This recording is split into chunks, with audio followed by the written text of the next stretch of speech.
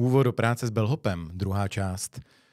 Už si umíme udělat docházku, a umíme zadat samostatný odchod jednorázový a nyní se podíváme na místa oddělení.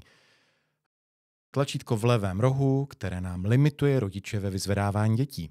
Jdeme-li na oběd, stiskneme oběd a rodiče se nedopípají. Po návratu z jídelny se vracíme do družiny a rodič může opět dítě vyzvednout.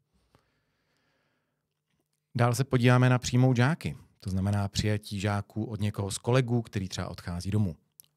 Mačkneme přijmout žáky, označíme ty, které si chceme od něj převzít. A dole nezapomeneme stisknout tlačítko přijmout. Děti se přesunuly do pravého sloupečku, odpovídám za, přidali se k těm našim dětem a samozřejmě spolu s nimi se nám přesunuly veškeré informace, samostatné odchody, kroužky. Vracíme se na odchody, vidíme aktuální počet dětí. No a další krok jsou kroužky.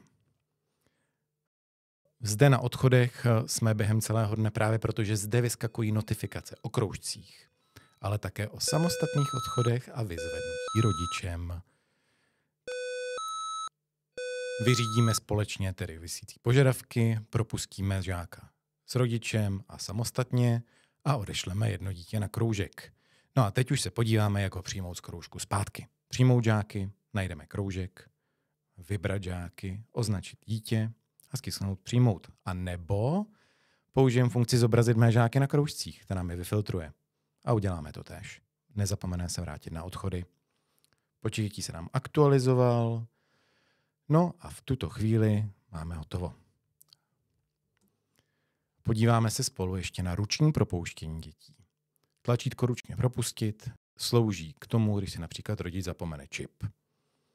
Stiskneme tedy ručně propustit, najdeme dítě, klikneme na něj, můžeme doplnit příslušnou poznámku. A tu určitě doporučuji, protože systém si pamatuje, kdo dítě ručně propustil, takže je dobré, abyste věděli, proč jste to udělali.